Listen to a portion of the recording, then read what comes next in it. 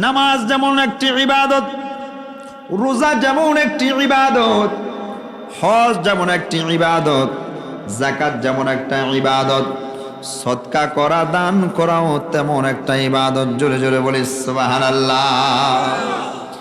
যে ব্যক্তি দান করে তার বাসস্থান হয়ে যায় জান্নাত। আমার আল্লাহ পাক রব্বুল আলামিনের কোরআনুল কারীম থেকে আমি একখানা আয়াতে কারিমা আপনাদের সামনে তেলাওয়াত করেছি। বাবারা আমার, ওই আয়াতের উপর আমি কিছু কথা বলার চেষ্টা করব। আল্লাহ আমাকে বলার, আপনাদেরকে শোনার তৌফিক দান করুন। জোরে বলেন আমিন, আরো জোরে বলেন আমিন। সেজন্য দুইটা জিনিস চেয়েছি। এক নম্বরে হচ্ছে ধৈর্য। আপনারা ধৈর্য ধরে বসতে পারবেন কি পারবেন না? আমার বাবারা, বন্ধুরা রে, একটু গভীর মনোযোগ। আল্লাহ তাআলা সূরা বাকারার 164 নম্বর আয়াতের 161 নম্বর আয়াতের মধ্যে আমার আল্লাহ পাক রব্বুল আলামিন কোরআনুল কারীমে ঘোষণা করে দিচ্ছেন, মাতালুল লাযীনা ইউনফিকুনা আমওয়ালাহুম ফি সাবিলিল্লাহ। জবান ছেড়ে বলি আল্লাহু আকবার, আরো জোরে আওয়াজ দিয়ে বলি আল্লাহু আকবার। এ আমার হাটিলার ভাই বন্ধু বাবারা রে, জীবনে অনেক দান সদকা করেছেন। একটু দান সদকার আলোচনাটা শুনে নেন। জীবনে অনেক টাকা অনেক দিকে ব্যয় করেছেন, কিন্তু না জেনে হয়তো ব্যয় করেছেন। আজকে জেনে নেন। আমার আল্লাহ তাআলা বলেন, মাসালুল লাযীনা ইউনফিকুনা আমওয়ালাহুম ফি সাবিলিল্লাহ। আমার বান্দাদের মাঝে যারা নিজেদের সম্পদ আমি আল্লাহর রাস্তায় ব্যয় করে, নিজেদের কষ্ট উপার্জিত সম্পদ, নিজেদের রক্তে ঘামানো সম্পদগুলা যারা আমি আল্লাহর রাস্তায় বিলিয়ে দেয়, যারা আমি আল্লাহর রাস্তায় দান করে দেয়, আল্লাহ বলেন কামাসালি হাব্বা, কামাসালি তাদের মিসাল হচ্ছে, তাদের উদাহরণ হচ্ছে আল হাব্বা আম্বাদাস সাবা। ও পৃথিবীর মুসলমান শোনো শোনো শোনো, তাদের মিসালটা হচ্ছে ওই শস্যের মতো যে শস্যটা 60টা শস্য উৎপাদন করে। জোরে জোরে বলি সুবহানাল্লাহ। এই শস্য থেকে 60টা বীজ বের হয়। সুবহানাল্লাহ। আমার বাবার বন্ধুরা, প্রত্যেকটা ফসল থেকে উৎপাদিত ফসল যদি আপনাকে বেশি পেতে হয়, ওইটার জন্য পরিচর্যার প্রয়োজন হয়। কথা বলেন ঠিক কিনা? একজন, একটু আওয়াজ দিবেন, একজন ডাক্তারের কাছে আপনি রোগ নিরাময়ের জন্য গেলেন, তিনি আপনার চিকিৎসা করার জন্য আপনাকে বিভিন্ন মেডিসিন দিল। ওই মেডিসিনে যদি উপকারী উপাদান থাকে তাহলে আপনি উপকৃত হবেন, আর যদি উপকারী উপাদান না থাকে, অপকারী উপাদান থাকে, তাহলে ডাক্তারের চিকিৎসা অনুযায়ী চিকিৎসা নেওয়ার পর আপনি পরিপূর্ণ সুস্থ হতে পারবেন না। কথা বলেন ঠিক কি না? আপনি ফসলের মাঠে ফসল বপন করেছেন, ওই ফসল বপন করে আপনি চলে আসলেন, আবার 3 মাস পরে আপনি ফসল উৎপাদনের জন্য গেলেন। ভালো ফসল পাওয়া যাবে, কত বুঝেন না মনে হয়? ভালো ফসল পাওয়া যাবে না, না না, ফসল বপনের আগে বীজতলাটা ভালোভাবে পরিচর্যা করতে হবে, পরিচ্ছন্ন করতে হবে, বীজ বপনের উপযোগী করে তুলতে হবে। এরপরে বীজ বপন করতে হবে, নিড়ানি দিতে হবে, সার দিতে হবে, ক্ষতিকারক কীটপতঙ্গ দূর করার জন্য কীটনাশক ব্যবহার করতে হবে। কিছুদিন পর পর আলো বাতাস ঠিক মতো পায় কিনা সেটাও পর্যবেক্ষণ করতে হবে। আমার বন্ধুরা, আমার বাবারা, যখন ক্ষতিকারক সকল কিছু আগাছা আপনি মুক্ত করতে পারবেন, তখন আপনার আমার সম্পদ উৎপাদিত ফসল থেকে ভালো উৎপাদিত ফসল হবে। কথা বলেন ঠিক কিনা? একটা গাছ লাগাবেন, একটা থেকে 10টা ফসল দিবেন কে? সেজন্য বন্ধুরা রে আমার, এ আমার ঘাটিলার ভাই, এ আমার ঘাটিলার বন্ধু, জীবনে অনেক সম্পদ আপনি আল্লাহর রাস্তায় দান করেছেন সত্য, কিন্তু আপনি দান করে আবার একটু পরে আরেকজনকে খোটা দিয়েছেন। কালকেই না তোরে 1000 টাকা দিলাম, আজকে তুই আমার সাথে বড়াই দেখাস। আমার রব্বুল আলামিন বলে, বান্দা, 1,00,000 টাকা দিতে পারো, ওই টাকার ভিতরে যদি, ওই দানের ভিতরে যদি রিয়া থাকে, ওই রিয়ার কারণে তোমার এই দানের কারণে, দানের বিনিময়ে কোনো ফলাফল তুমি অর্জন করতে পারবে না। জোরে কর নাউজুবিল্লাহ। যদি আপনাকে আল্লাহর রাস্তায় ব্যয় করে সেখান থেকে ভালো ফলাফল পেতে হয়, তাহলে ইখলাসের সাথে আপনাকে দান করতে হবে। কথা বলেন ঠিক কিনা? আরো জোরে বলেন ঠিক কিনা? সেজন্য বন্ধুরা আমার, দান করব একজনের সন্তুষ্টির জন্য। একবার সবাই চিল্লায় বলেন তিনি কে? আরো জোরে বলেন তিনি কে? আল্লাহ আমার রব, এই রবি আমার সব। আল্লাহ আমার রব, এই রবি আমার সব। দমে দমে তনু মনে তারি অনুভব, দমে দমে তনু মনে তারি অনুভব। ঠিক কিনা বলেন? সকল কিছুর মালিক আল্লাহ। সেজন্য বান্দা দুনিয়ার জমিনে যা কিছু করবেন সব কিছু হতে হবে আল্লাহর সন্তুষ্টির জন্য। কথা বলেন ঠিক কিনা? আমার আল্লাহ পাক রব্বুল আলামিন বলেন, যারা আল্লাহর রাস্তায় ব্যয় করে কামাতালি আব্বা, তাদের মিসাল হচ্ছে ওই শস্যের মতো, ওই শস্যের মতো আম্বাতাস সাবআ সানাবিলা। ওই যেই শস্যটা একটা বীজ 7টা বীজ উৎপাদন করে, 7টা শীষ উৎপাদন করে। একটা বীজ থেকে 7টা শীষ উৎপাদন হলো।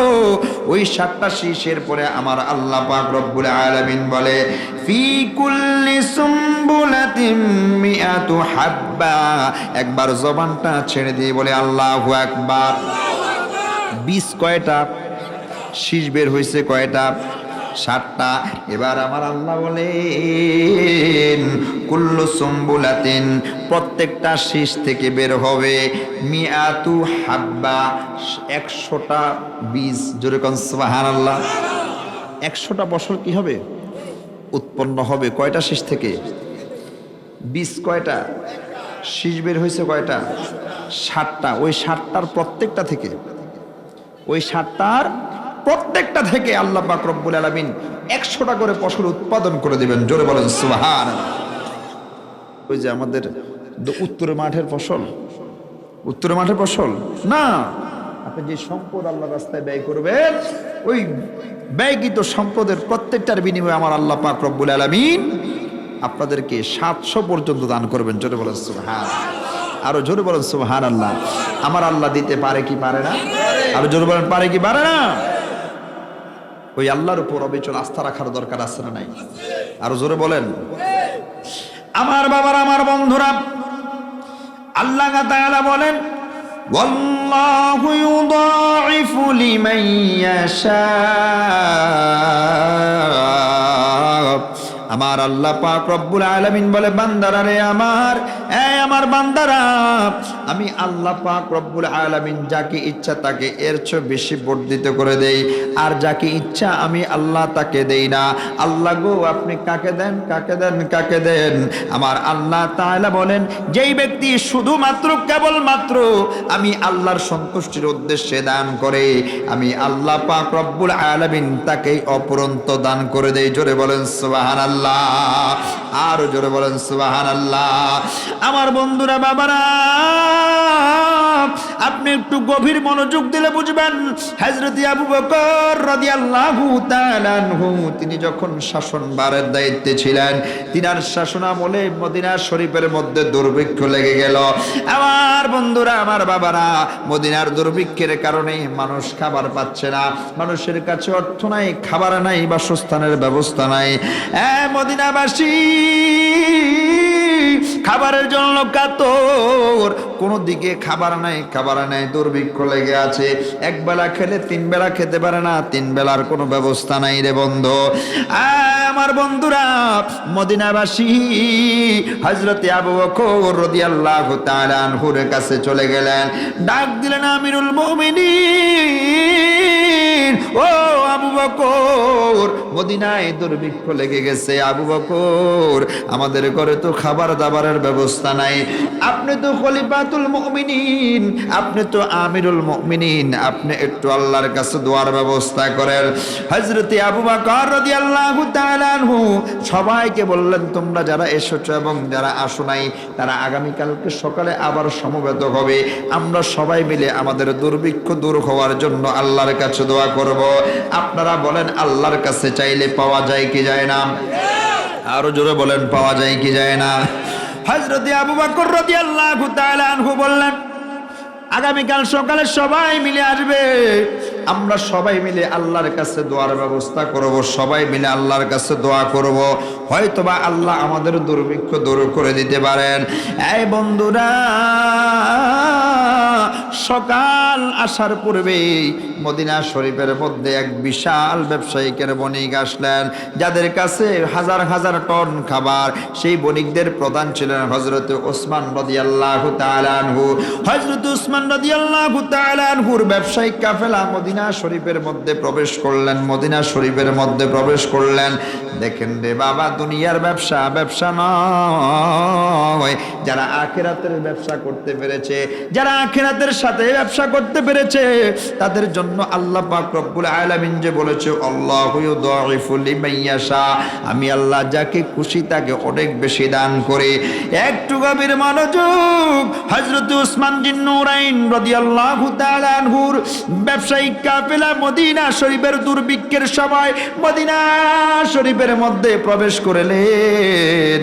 তিনাদের কাছে হাজার হাজার মন খাদ্য রয়েছে, হাজার হাজার মন খাদ্য রয়েছে। সকাল হতেই এই সংবাদটা সারা মদিনার মধ্যে ছড়িয়ে পড়েছে। জোরে কোন আল্লাহু আকবার। কারো ঘরের মধ্যে খাবার নাই। যেই মাত্র সংবাদটা পৌঁছে গেল, মদিনা শরীফের মধ্যে হাজার হাজার টন খাবার প্রবেশ করেছে। সব মদিনাবাসী সবাই হযরত ওসমান জিন্নুরাইনের খাদ্যের ভান্ডারের কাছে সে সমবেত হয়ে গেছেন। জোরে জোরে কোন আল্লাহু আকবার। মদিনাবাসী যার কাছে যতটুকু দিরহাম ছিল, যার কাছে যতটুকু অর্থ ছিল, ওই অর্থ নিয়ে হযরত ওসমান জিন্নুরাইনের সামনে এসে দাঁড়ালো। হযরত ওসমান জিন্নুরাইনকে ডাক দিলেন, হে হযরত ওসমান জিন্নুরাইন, আপনার কাছ থেকে আমরা এই খাদ্যগুলা ক্রয় করতে চাই।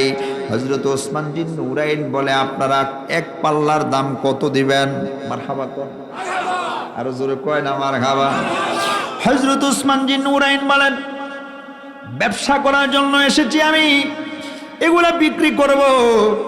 আপনাদের কাছে জানতে চাই, এক পাল্লা পরিমাণ আপনাদেরকে শস্য যখন আমি দেব, এর বিনিময়ে আপনারা আমাকে কয় দিরহাম দিবেন?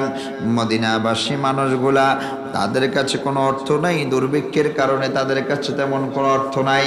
একটু আদো আদো কণ্ঠে, একটু বাঙ্গা বাঙ্গা কণ্ঠে বললেন, হে ওসমান জিন্নুরাইন, আপনাকে এক পাল্লার বিনিময়ে আমরা এক দিরহাম দিব, এক দিরহামের বেশি আমরা দিতে পারবো না। হযরত ওসমান জিন্নুরাইন বলে, না না না, আমার ফসল ভালো, আমার বীজগুলো অনেক ভালো, আমার খাদ্যগুলো অনেক ভালো, এগুলার দাম আরো অনেক বেশি আছে। মক্কাবাস মদিনাবাসীর মানুষগুলা বললেন, কত বেশি আছে? হযরত ওসমান জিন্নুরাইন বলে, আমি এত অল্প টাকায় বিক্রি করব না। যারা আমাকে এক পাল্লার বিনিময়ে 700 দিরহাম দিতে পারবে, আমি তাদের কাছে এক পাল্লা করে খাবার বিক্রি করব। জোরে বলেন আল্লাহু আকবার। ওই আমার হাটিলার ভাই বন্ধু বাবারা রে, ও হাটিলার আব্বা, ও হাটিলার আম্মা জান, একটু গভীর মনোযোগ। মদিনাবাসীর মানুষগুলো এবার বলতে লাগলেন, হে ওসমান, আমাদের কারো কাছে এত অর্থ নাই, এত সম্পদ নাই। আপনি যদি এক দিরহামের বিনিময়ে আমাদেরকে এক পাল্লা খাবার দেন, তাহলে আমরা আপনার কাছ থেকে এক পাল্লা নিতে পারবো। আর যদি আপনি এক দিরহামের বিনিময়ে এক পাল্লা না দেন, তাহলে আমরা আপনার কাছ থেকে খাবার ক্রয় করতে পারবো না। হযরত ওসমান জিন্নুরাইন সাফ নিষেধ করে দিলেন, যে ব্যক্তি এক পাল্লার বিনিময়ে 700 দিরহাম দিতে পারবে, আমি শুধুমাত্র তার কাছেই খাবার বিক্রি করব, আর নচেত আমি বিক্রি করব না। মদিনাবাসী মানুষগুলার চেহারা এত মলিন হয়ে গেছে, খাবারের সংবাদ পেয়ে যতটা উজ্জ্বল হয়েছিল, দামের কথা শুনে তার চেয়ে বেশি চেহারা মলিন হয়ে গেছে। হে আমার বন্ধু, আজকে তো আমাদের কাছে খাবারের অভাব নাই, আজকে তো আমাদের ঘরের মধ্যে খাবারের অভাব নাই, আমাদের ঘরে মাছ মাংস এখন রিজার্ভ থাকে। কথা কোন ঠিক কিনা? আরো জোরে বলেন ঠিক কিনা? আমার হাটিলার ভাই, হযরত ওসমান জিন্নুরাইন যখন বললেন 700 দিরহাম লাগবে, মদিনার মানুষগুলি মুখটা মলিন করে, চেহারাটা মলিন করে এবার নিজ নিজ গন্তব্যের দিকে আবার রওনা করলেন। খাবারের ব্যবস্থা হলো না। যখন মানুষগুলা বাড়ির দিকে যেতে শুরু করলেন, যখন মানুষগুলা বাড়ির দিকে যেতে শুরু এগুলো কি আপনি ডিস্টার্ব করতেছেন কেন? আপনি একটু আগে বললেন মিলাদ কিয়াম করে মানুষ জমান, আবার বললেন, এখন আবার বলতেছেন 10 মিনিট পরে কালেকশন করেন। কি ওগুলো কি? তোমরা ঘরে ফিরে যেও না, ঘরে ফিরে যেও না, আবার তোমরা আমার সামনে আসো।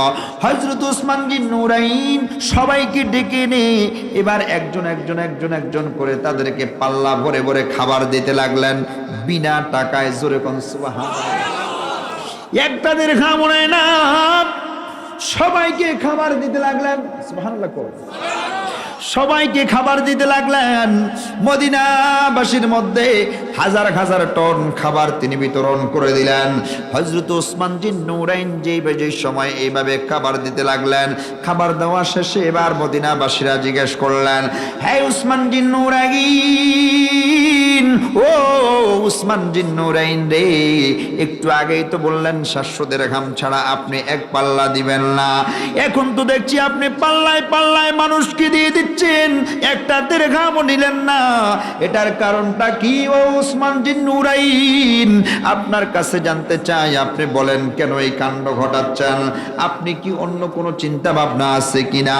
হযরত ওসমান বিন নুরাইন বলেন, না না না, যার কাছ থেকে এক পাল্লার বিনিময়ে 700 দিরহাম পাওয়া যাবে, আমি ওই আল্লাহর সাথে ব্যবসায়িক লেনদেন করতেছি। জোরে জোরে বলেন সুবহানাল্লাহ।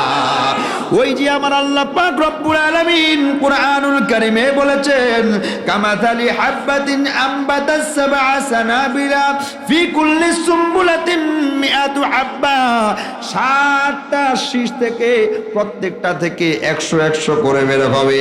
সেই জন্য বন্ধুরা আমার, হযরত ওসমান বিন নুরাইন বলে, আমার আল্লাহ পাক রব্বুল আলামিন এক পাল্লার বিনিময়ে হাসরের ময়দানে আমি ওসমান বিন নুরাইনকে 700 দিরহামের কম দিবে না, 700 দিরহামের চাইতে বেশি দিবেন। জোরে জোরে বলেন সুবহানাল্লাহ। হযরত ওসমান বিন নুরাইনের এই ঘটনার পরে 2 দিন পরে হযরতে আব্দুল্লাহ ইবনে আব্বাস রাদিয়াল্লাহু তাআলা আনহু স্বপ্ন যুগে দেখলেন, আমার আপনার নবী, মায়ার নবী, রাহমাতুল লিল আলামিন নবী খুব দ্রুত করে হেঁটে হেঁটে কোথায় যেন আমার নবী যাচ্ছেন। হযরতে আব্দুল্লাহ ইবনে আব্বাস ডাক দিলেন, ইয়া রাসূলুল্লাহ, ইয়া হাবিবাল্লাহ, নবীজি। মারহাবা কর। ও মায়ার নবী গো, কতদিন হলো আপনি নবীর চেহারা দেখি না। ইয়া রাসূলুল্লাহ, কতদিন হলো আপনি নবীকে দেখি না, কতদিন হলো আপনি নবীর সঙ্গে আলাপচারিতা করি না। ইয়া রাসূলুল্লাহ, ইয়া হাবিবাল্লাহ, একটু দাঁড়ান, আপনার সাথে একটু কুশল বিনিময় করি। ইয়া রাসূলুল্লাহ, ইয়া রাসূলুল্লাহ, আপনি একটু দাঁড়ান, আপনার সাথে একটু কথা বলবো, একটু আপনার সংস্পর্শে থাকবো। ইয়া রাসূলুল্লাহ, ইয়া হাবিবাল্লাহ, আপনার সাথে থেকে আমার মনের জ্বালাগুলা মিটাবো। মনে কত কথা জমাট বেঁধে আছে ইয়া রাসূলুল্লাহ, সেই কথাগুলো আপনার সাথে একটু বলবো। ও মায়ার নবীজি, একটু দাঁড়ান, একটু দাঁড়ান। আমার মায়ার নবী হযরতে আব্দুল্লাহ ইবনে আব্বাস রাদিয়াল্লাহু তাআলা আনহুকে ডাক দিলেন, হে আব্দুল্লাহ ইবনে আব্বাস, আমার আল্লাহ আমাকে তলব করেছে। ইয়া রাসূলুল্লাহ, কেন তলব করেছে? হযরতে আমার নবী, আপনার নবী, মায়ার নবী সাল্লাল্লাহু আলাইহি ওয়াসাল্লাম বলে, আল্লাহ পাক রব্বুল আলামিন ইরশাদ করেছেন, ইয়া রাসূলুল্লাহ, ইয়া হাবিবাল্লাহ, ও মায়ার নবী গো, হযরতে ওসমান বিন নুরাইন বিশাল সংখ্যক সম্পদ, বিশাল অর্থের সম্পদ আমি আল্লাহর সন্তুষ্টির জন্য আমি আল্লাহর রাস্তায় ব্যয় করে দিয়েছে। ইয়া রাসূলুল্লাহ, ইয়া হাবিবাল্লাহ, ও মায়ের নবীজি, আপনি এসে একটু দেখে যান, আমি হযরত ওসমান বিন নুরাইনের জন্য জান্নাতের মধ্যে কতগুলা নিয়ামতের ব্যবস্থা করেছি। আমার নবী বলে, আব্বাস, ও আব্বাস রে, তুমি যদি আমাকে দাঁড়া করাও, তুমি যদি আমাকে বসাও, তুমি যদি আমাকে সময় ক্ষেপণ করো, কাল ক্ষেপণ করো, তাহলে আল্লাহর সেই নিয়ামতগুলা দেখতে যেতে আমার দেরি হয়ে যাবে। আমার জলিলুল কদর সাহাবী হযরত উসমান জিন নূরাইনের জন্য আমার আল্লাহ কি নিয়ামতের ব্যবস্থা করেছে তা দেখতে তো আমার মন ছটপট ছটপট করেছে। সেজন্য আমার নবী বলে, আব্বাস তুমি আমাকে ছেড়ে দাও, আমি উসমান জিন নূরাইনের জন্য রাখা নিয়ামত দেখতে যাব। জোরে জোরে বলেন সুবহানাল্লাহ, আরো জোরে বলেন সুবহানাল্লাহ। ও আমার বন্ধু, দান করলে মাল কমে না, কথা বলেন ঠিক কিনা? আরো জোরে বলেন ঠিক কিনা? 1 টাকা দান করলে পাওয়া যায় 700 টাকার সওয়াব। সুবহানাল্লাহ কোন? আরো জোরে বলেন সুবহানাল্লাহ। আমার আপনার মায়ার নবী সাল্লাল্লাহু আলাইহি ওয়াসাল্লাম বলেন, পৃথিবীর মুসলমান ইমানদার আল্লাহর গোলাম একটু গভীর মনোযোগ। দৈনন্দিন 2 জন ফেরেশতা আল্লাহ পাক রব্বুল আলামিন আসমান থেকে জমিনের মধ্যে পাঠায়। ওই 2 জন ব্যক্তি, ওই 2 জন ফেরেশতা পৃথিবীর জমিনের বান্দাদের কার্যক্রমগুলা পর্যবেক্ষণ করে। কোন কার্যক্রম জানেননি? যারা দানবীর, যারা দানশীল, যারা দান করে সেগুলা পর্যবেক্ষণ করতে থাকে। একজন পর্যবেক্ষণ করে, যারা দান করে তাদেরটা পর্যবেক্ষণ করতে থাকে। যে দান করে তাদের জন্য আল্লাহর কাছে দোয়া করে। আল্লাহ পাক রব্বুল আলামিন, ও রব্বুল আলামিন, আপনার এই বান্দা দান করেছে, আপনি দানের বিনিময়ে তাকে অপরন্ত দান করে দেন। আরেকজন ফেরেশতা নিয়োজিত থাকে, যারা দান করে না, আমার আল্লাহ পাক রব্বুল আলামিনের সেই ফেরেশতা তাদের জন্য দোয়া করে, আল্লাহ আপনার এই বান্দা আপনার রাস্তায় ব্যয় করতে চায় না, আপনি তাকে সম্পদ দিয়েন না। আল্লাহু আকবার কোন? আপনি তাকে কি দিয়েন না? সম্পদ দিয়েন না। কে দোয়া করে? আল্লাহর ফেরেশতা। সেজন্য বলেন, দান করার দরকার আছে না নাই? আরো জোরে বলেন, দান করার দরকার আছে না নাই? আমার বাবার, আমার বন্ধুরা, এই ঘটনাটা বলে শেষ করে দেব। এরপরে আপনাদের কাছ থেকে কালেকশন করব। কে কত দিবেন এখনই চিন্তা ভাবনা করে নেন। কালেকশন হবে 5 মিনিট, তারপরে মিলাদ হবে 2 মিনিট, 3 মিনিট মোনাজাত হবে, 10 মিনিটে শেষ হয়ে যাবে। এই আমার বন্ধুরা, হযরত আলী রাদিয়াল্লাহু তাআলা আনহু, খাতুনে জান্নাত মা ফাতেমাতুজ জাহরা রাদিয়াল্লাহু তাআলা আনহার স্বামী। সুবহানাল্লাহ কোন? ঘরের মধ্যে খাবার নাই, কোনো খাবার ঘরের মধ্যে নাই, টাকাও নাই খাবার কেনার জন্য। হযরতে খাতুনে জান্নাত মা ফাতেমাতুজ জাহরা রাদিয়াল্লাহু তাআলা আনহা, তিনার একটা চাদর মোবারক ছিলেন। ওই চাদর মোবারক হযরতে আলী রাদিয়াল্লাহু তাআলা আনহুর কাছে দিলেন, দিয়ে বললেন, স্বামী গো, ও স্বামী, যান যান যান, এই চাদরটা বাজারের মধ্যে নিয়ে যান। এই চাদরটা বিক্রি করে যেই দিরহাম পাবেন, ওই দিরহাম দিয়ে আপনি খাদ্য কিনে আনেন। জোরে কোন সুবহানাল্লাহ। খাতুনে জান্নাত মা ফাতেমাতুজ জাহরা নিজের সম্বল চাদরটাকে বের করে দিলেন। আর বর্তমানে আমার হাটিলার ভাইয়েরা, আমার হাটিলার ভাইদের বউয়েরা, আমার ভাবিরা, আমার বোনেরা, আমার আম্মাজানেরা, তিনাদের স্বামীর পকেটে টাকা নাই, নিজের কাছে গচ্ছিত সম্পদ থাকলেও স্বামীরে দেয় না। কথা কোন ঠিক কি না? আছে না নাই? কয় আপনার সংসার আপনি চালাইবেন, আর কি বলে? কি বলে না? আপনার সংসার আপনি চালাইবেন, আমার কি? রান্নার সময় শুধু তরকারি না পাইলেই চলে, বাকিটা কালকে সকালে হবে। আছে কি না? ঈশ্বর কয় না? হ্যাঁ, স্বামী অভাবে স্ত্রীর কাছে অনেক গহনা পড়ে থাকে, বিক্রি জীবনে তো কিছু দেন এনো, এটা দিয়েছে না, এটা টানাটানি করেন। বলে কি বলে না? যদি বলে আর কি, যে তোমার এটা বিক্রি করে ফেলি, আবার টাকা পয়সা কিনতে পারবো, বউকে জীবনে তো কিছু দেন এনো, আবার এটা টানাটানি শুরু করছেন। হ্যাঁ, বলে কি বলে না? কথাগুলো হাসতে হাসতে বলতেছি, কিন্তু কথাগুলো বাস্তব। এই আমার হাটিলার মা, দেখেন, আল ফাতেমাতু সাইয়্যিদান নিসাই আহলিল জান্নাহ, যিনি জান্নাতের সকল রমণীদের সরদারিনী, ওই জান্নাতের সকল নররমণীদের সরদারিনী তিনি। তিনার স্বামীকে নিজের চাদরটা বের করে দিলেন। চাদর বের করে দিয়ে বললেন, যাও যাও যাও, বাজারের মধ্যে বিক্রি করে দাও, যেই টাকা হবে ওই টাকা দিয়ে ঘরের জন্য একটু খাবার কিনে আনো, বাচ্চাদের মুখে খাবার দিতে হবে, নিজেরাও খাবার খেতে হবে। হযরতে আলী রাদিয়াল্লাহু তাআলা আনহু খাতুন জান্নাত মা ফাতেমাতুজ জাহরা রাদিয়াল্লাহু তাআলা আনহার সেই চাদরখানা নিয়ে বাজারের মধ্যে গেলেন। বাজারে গিয়ে সেই চাদরখানা বিক্রি করলেন 6 দিরহাম। বলেন কয় দিরহাম? আরো জোরে বলেন কয় দিরহাম? ও পৃথিবীর মুসলমান, দেখেন হযরতে আলী রাদিয়াল্লাহু তাআলা আনহু কেমন উদার মনের মানুষ, কেমন দিল তার, কেমন মন মানসিকতা তার। একটু গভীর মনোযোগ রে বাবা। 6 দিরহাম বিক্রি করে টাকাটা হাতে নিয়ে একটু পাক দিলেন, খাবার কিনবেন। খাবার কিনতে যাওয়ার আগে একজন ফকির এসে হাতটা বাড়ায় দিলেন, একটু সাহায্য করেন। সুবহানাল্লাহ। বলেন তো, আলীর ঘরে দুর্ভিক্ষ, আলীর ঘরে খাবার নাই, বউয়ের সর্বশেষ সম্বলটা চাদরটা বিক্রি করে 6 দিরহাম পেয়েছে, একজন হাত পেতেছে। এই মুহূর্তে আমি আর আপনাকে দ্বারা দিলামও, তাকে দিতাম, সাহায্য করতাম, বলতাম বেটা নিজে খাইতে টান টান বাইরেল্লাই খাড়ারান, কথা কন ঠিক কিনা? হযরতে আলী রাদিয়াল্লাহু তাআলা আনহু ঘরের পরিবারের কথা চিন্তা করলেন না, নিজের পেটের খিদার কথা চিন্তা করলেন না, নিজের স্ত্রীর শেষ সম্বল চাদর বিক্রি করলেন সেটাও চিন্তা করলেন না। একটা কথা চিন্তা করলেন, আমার আল্লাহ পাক রব্বুল আলামিন খুশি হয়ে যাবে আরেকজনকে দান করলে। আমার নবী শিক্ষা দিয়েছে অপরকে সহযোগিতা করার জন্য।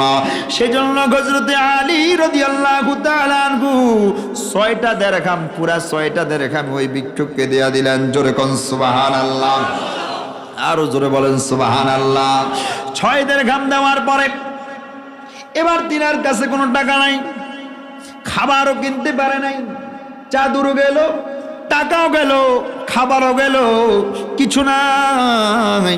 হযরতে আলী রাদিয়াল্লাহু তাআলা আনহু খুশি মনে, আমরা যদি না নিতে পারতাম আমাদের চেহারা মলিন হয়ে যেত, আমাদের মন খারাপ হয়ে যেত, কতক্ষণ রাস্তার পাশে গাছ ধরে কান্না করতাম, কথা কোন ঠিক কিনা?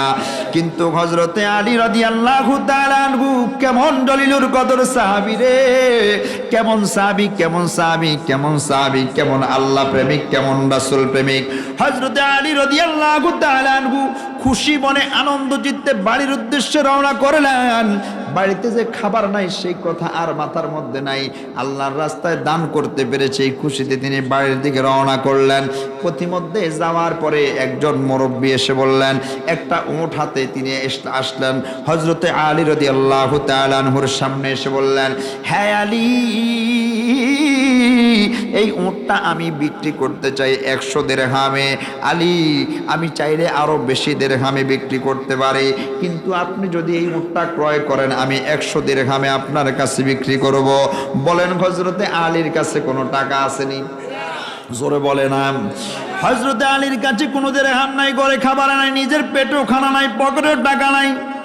ওই মুরব্বী বলতেছে, আলী রে, ও আলী, যদি তুমি এই উটটা ক্রয় করো, নগদে না পারলে আমি তোমার কাছে বাকি তো উটটা বিক্রি করব, তবে আমি তোমার কাছে উটটা বিক্রি করতে চাই। হযরতে আলী রাদিয়াল্লাহু তাআলা আনহু বললেন, আমার কাছে তো কোনো টাকা নাই, যদি বাকি দিয়ে বিক্রি করেন তাহলে বিক্রি করতে পারেন, আমি আপনাকে পরে আস্তে আস্তে দেব। হযরতে আলী রাদিয়াল্লাহু তাআলা আনহুর কাছে ওই মুরব্বিটা আলীকে মোহাব্বত করে তার কাছে বাকি দিয়ে উটটা বিক্রি করলেন 100 দিরহামে। বলেন কয় দিরহাম? আরো জোরে বলেন কয় দিরহাম? এই আমার বন্ধুরা, এই যুবক, তুমি কথা বলছো, তোমার দিলটা নষ্ট হয়ে গেছে, তুমি মোবাইল টিপতেছো, তোমার মনোযোগ অন্যদিকে চলে গেছে, মোবাইল টিপা যাবে না রে বন্ধু, একটু গভীর মনোযোগ। হযরতে আলী রাদিয়াল্লাহু তাআলা আনহু তিনি উটটা ক্রয় করলেন বাকিতে 100 দিরহামে, উট নিয়ে বাড়ির উদ্দেশ্যে রওনা করলেন। কিছু দূর যাওয়ার পরে আরেকজন মুরব্বী এসে হাজির হয়ে হযরতে আলীকে ডাক দিলেন, আলী রে, ও আলী, এত সুন্দর উট তুমি কোত্থেকে এনেছো? আমি আছি অনেক দিন ধরে চিন্তা ভাবনা করছি একটা সুন্দর উট পেলে ক্রয় করব। হ্যাঁ আলী, তুমি যদি উটটা বিক্রি করতে চাও আমি তোমার কাছ থেকে উটটা ক্রয় করব, তবে আমি তোমাকে বেশি দিতে পারবো না, আমি তোমাকে 160 দিরহাম দেব। জোরে কোন সুবহানাল্লাহ, আরো জোরে কোন সুবহানাল্লাহ। হযরতে আলী রাদিয়াল্লাহু তাআলা আনহু কাল বিলম্ব না করে কোনো কথা না বলে হযরতে আলী রাদিয়াল্লাহু তাআলা আনহু 160 দিরহামে উটটা বিক্রি করে দিলেন।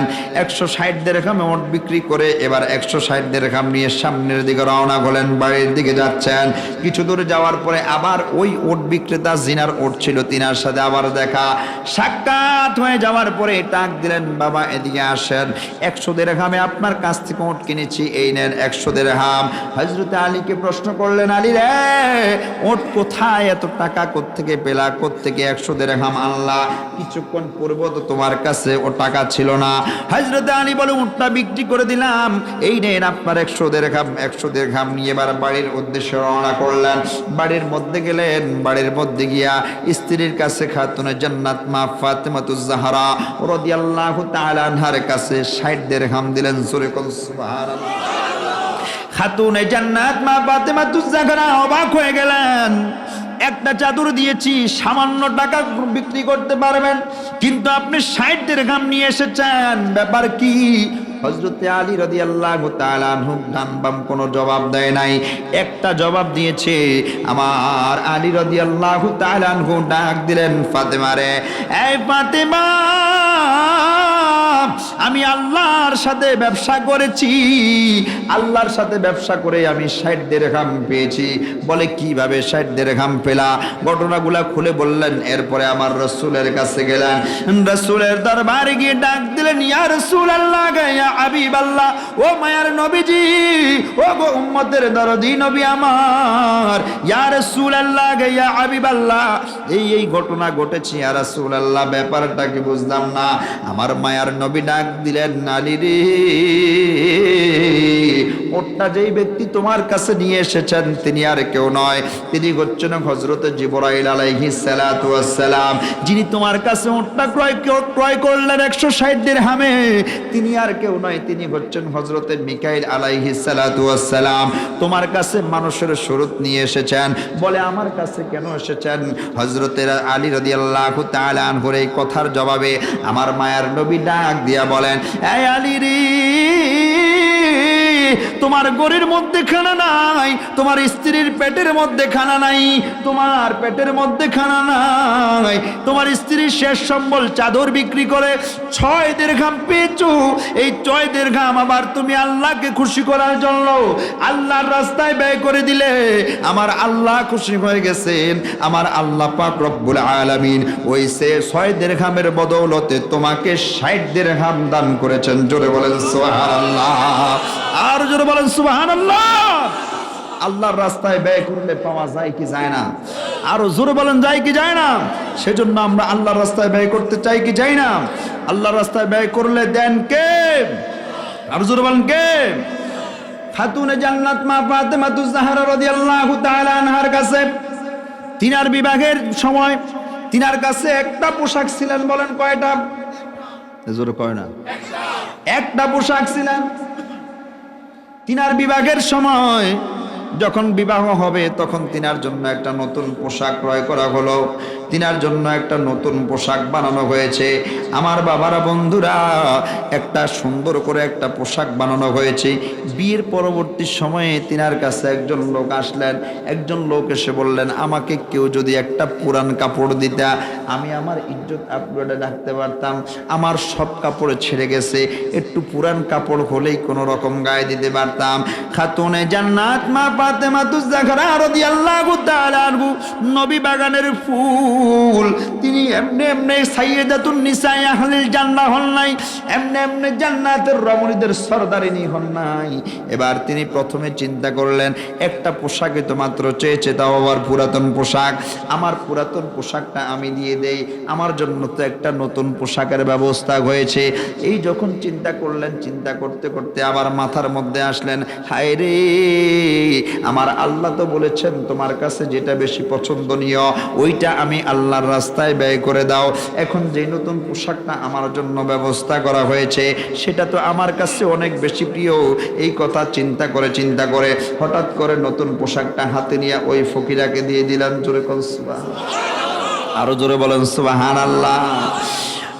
সাথে উপস্থিত যারা ছিলেন তারা বললেন, ফাতেমা রে, কেন তুমি এটা দিয়ে দিচ্ছ? এটা তো তোমার বিয়ের পোশাক। নতুন করে তোমার জন্য বানানো হয়েছে, তৈরি করা হয়েছে। তিনি অ্যান্সার করলেন, আমার কাছে এই মুহূর্তে এটা বেশি প্রিয়। আমার আল্লাহ বলেছেন তোমার কাছে যে বিষয়টা যে জিনিসটা বেশি প্রিয় ওইটা তুমি আমি আল্লাহর রাস্তায় ব্যয় করো। আমি আল্লাহর সন্তুষ্টির জন্য এই পোশাকটা তাকে দান করে দিলাম। জোরে জোরে বলেন সুবহানাল্লাহ, আরো জোরে বলেন সুবহানাল্লাহ। আল্লাহর নবী সাল্লাল্লাহু আলাইহি ওয়াসাল্লাম বলেন, আস-সাখাউ মিনাল ঈমান।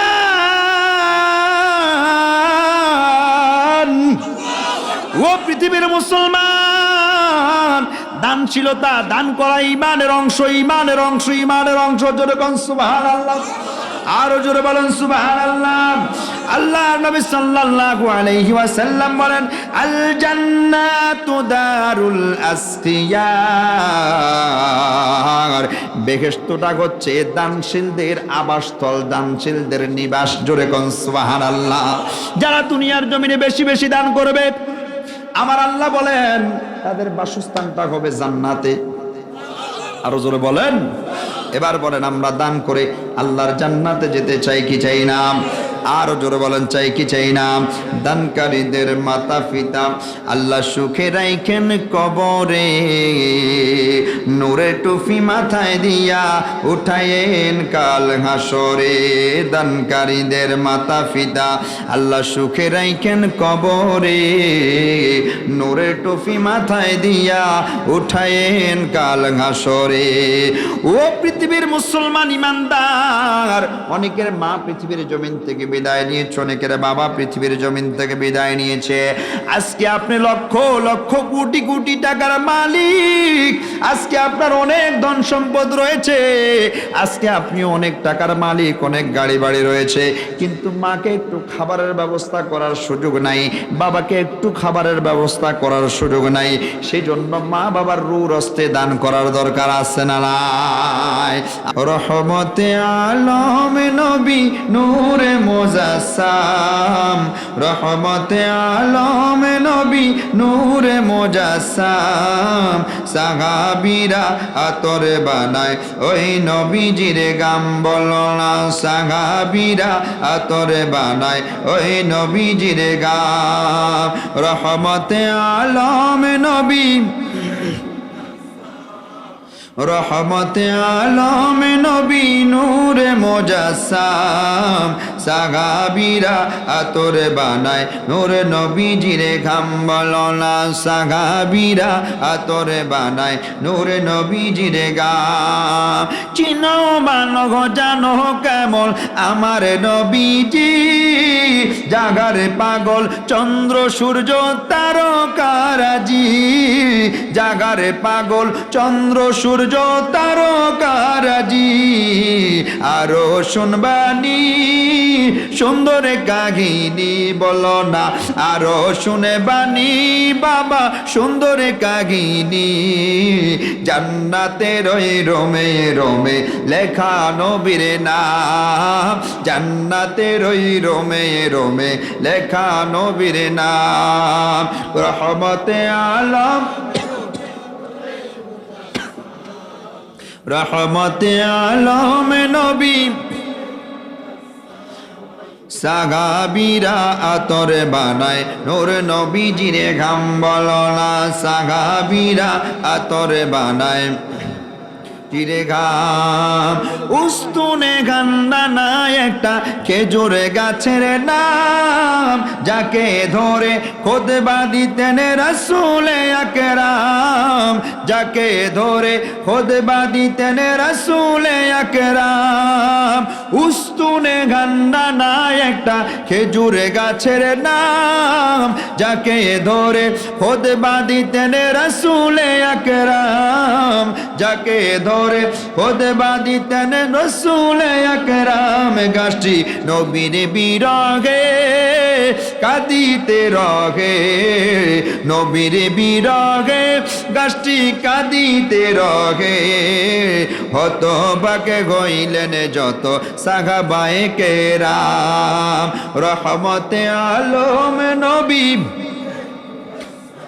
বলো রহমতে আলম নবী। মুজাসসাম সাহাবীরা আতর বানায় নূরে নবীজির ঘাম সাহাবীরা আতর বানায় নূরে নবীজির ঘাম জোরে বলেন মারহাবা আরো জোরে বলেন মারহাবা একজন মানুষ চাই যেই ব্যক্তি 15,000 টাকা দান করবেন নাইনি ভাই